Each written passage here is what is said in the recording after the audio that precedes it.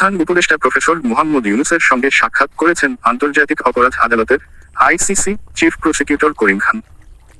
বৃহস্পতিবার ২৬শে September new ইয়র্কের জাতিসংঘ সদর দপ্তরে সাধারণ পরিষদের সাইডলাইনে তাদের বৈঠক হয়। বৈঠকে রোহিঙ্গা নির্বাসনের ব্যাপারে তদন্তকার্যে উন্নতির জন্য প্রধান উপদেষ্টার প্রশংসা করেন করিম খান। ২০১৯ সালে আইসিসি এই ইস্যুতে তদন্ত শুরু করেছিল।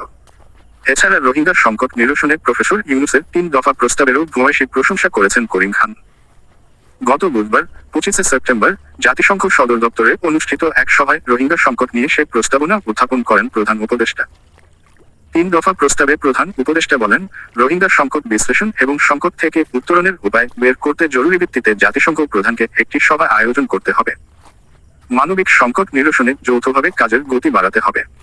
একই সঙ্গে ২০১৭ সালে রাখাইনে সংঘটিত গণহত্যার বিচারের জন্য আন্তর্জাতিক প্রচেষ্টা জোরদার করতে হবে। প্রফেসর ইউনূসের এই ৩ প্রস্তাব নিয়ে আইসিসির চিফ প্রসিকিউটর করিম খান বলেছেন, এই ৩টি প্রস্তাব যথার্থ। বৈঠকে রোহিঙ্গা ইস্যুর পাশাপাশি গত জুলাই-আগস্টে বাংলাদেশ মানবতার বিরুদ্ধে অপরাধের ঘটনায় আইসিসিতে মামলা করা নিয়েও আলোচনা করেছেন প্রফেসর ইউনূস ও করিম খান। এ সময় আইসিসি চিফ প্রসিকিউটরের কাছে মামলার প্রক্রিয়া সম্পর্কে জানতে চেয়েছেন প্রধান উপদেষ্টা।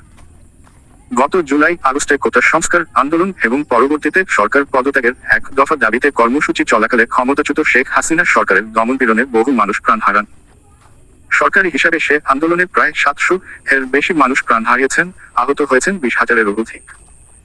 প্রসঙ্গত, প্রফেসর ইউনূসের সঙ্গে বৈঠকে এই বছরের শেষ দিকে বাংলাদেশ সফর করবেন বলে আশাবাদ ব্যক্ত করেছেন আইসিসির চিফ প্রসিকিউটর করিম খান।